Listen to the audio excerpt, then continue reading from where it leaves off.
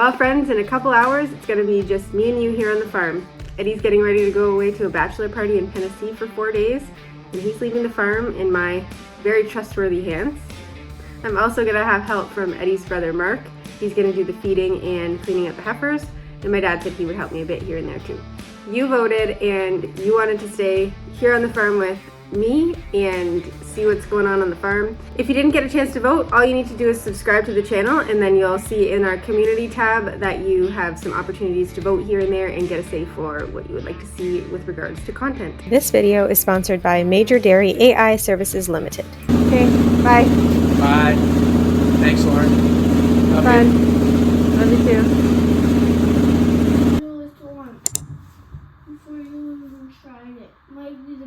I'm already feeling a bit overwhelmed with juggling kids and chores, and I'm hoping that it goes okay. Come on, come on. Go outside. Come on. She's like, no, I don't want to. Hard no. We have had our breakfast, and while we were eating, we saw Mark arrive, Eddie's brother, who's coming to help with the rest of the chores. So we're gonna go say hi.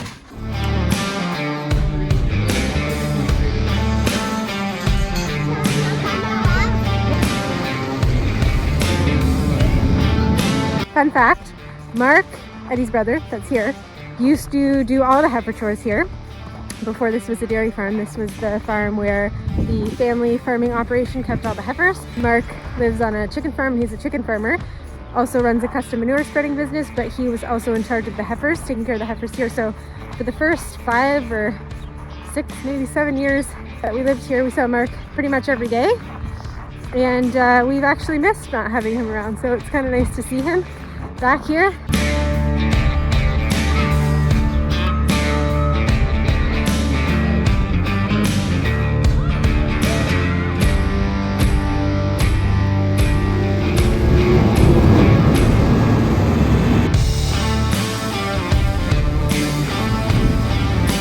How does it feel to be back in the saddle?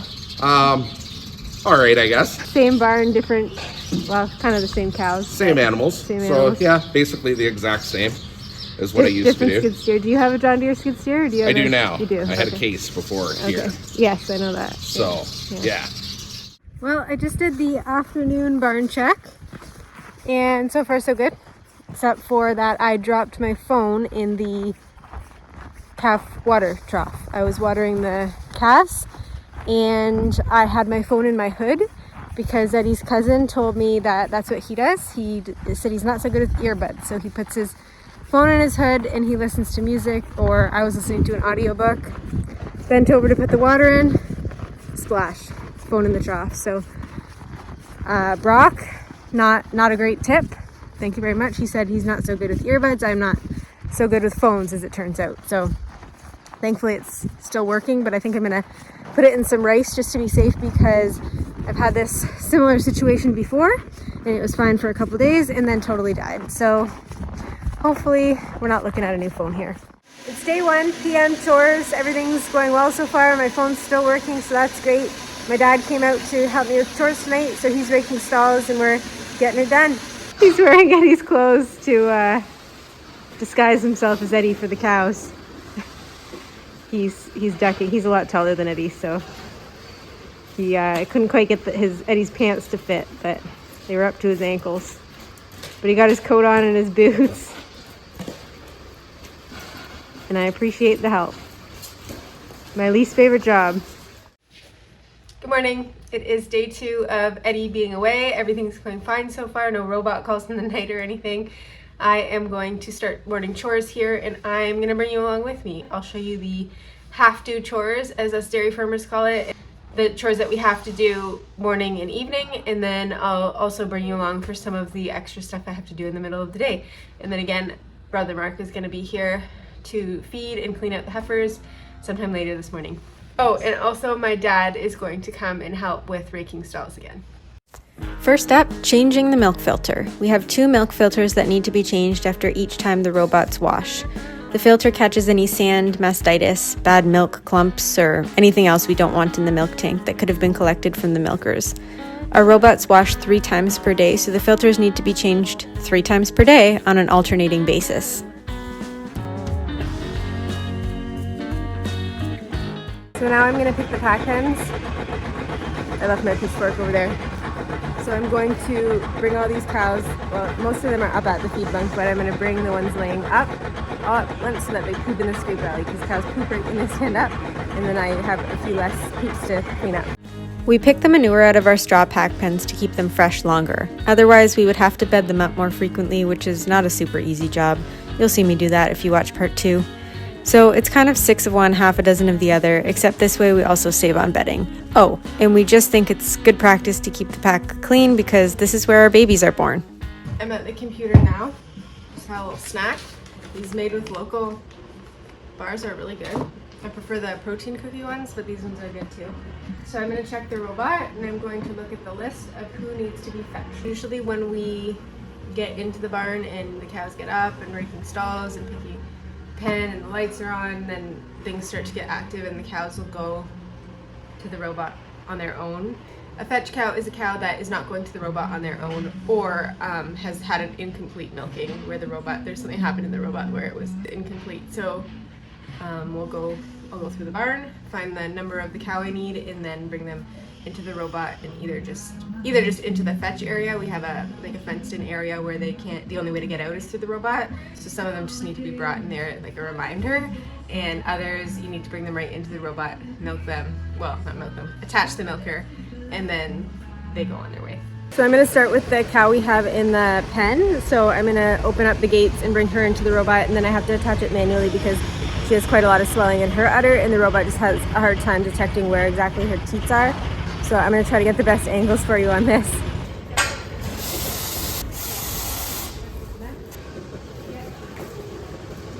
There's another cow in the robot right now, so I think what I'm going to do is go fetch my other cows that I have to do manually so that they're all in this group. So I need to find 1137 and 1244. So I found 1244. She's trying to get away on me, but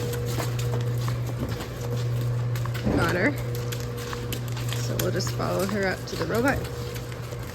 Here's 1137. Come on.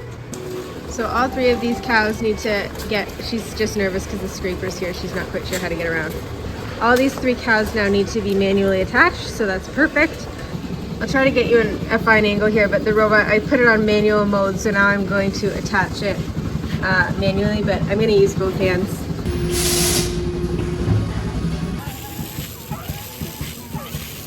So now that she's milking, I have to take it off manual mode or it stays on manual mode for the next cow.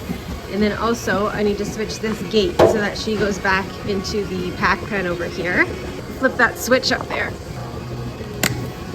And the gate moves. So then once she's through, I have to remember to put it back or else I'll have a ton of cows in the pack pen. So now while I'm in this area waiting for the cows to milk anyway, I'm going to wash it up.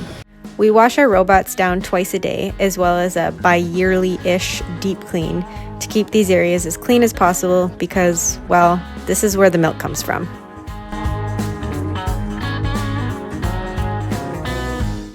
You gonna go? Lady? Come on. Come on, lady. Come on. Thank you.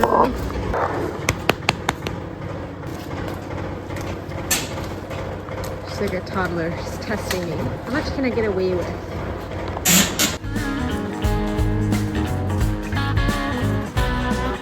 Raking sand stalls is my least favorite job.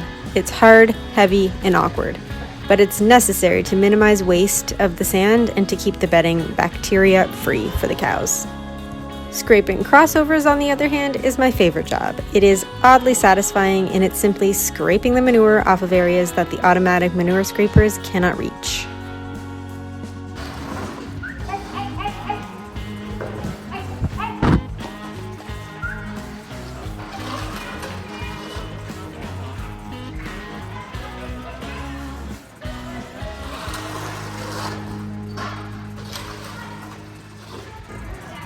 You're just so curious.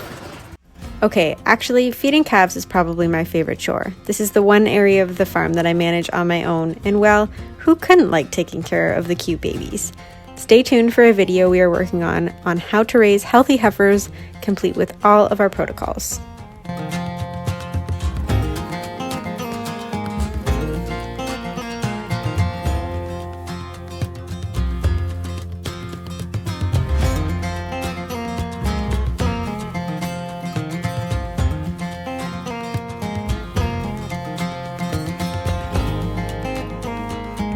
Well, I am finished for this morning. I'm heading in for breakfast.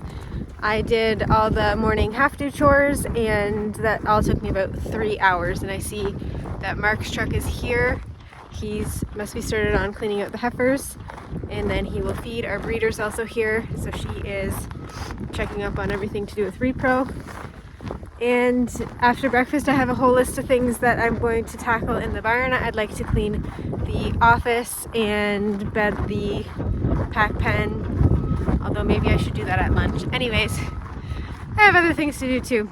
Well guys, I messed up. 1, 2, 3, 4, 5 and a dog. I heard a big bang in the barn, and I'll show you what's up. Come on, Mama, protect your baby. I don't know if that looks easy, but it's not. Oh my gosh, I turned around and picking the pack pen. I just brought the cow from the pen into milk, and look what I just saw.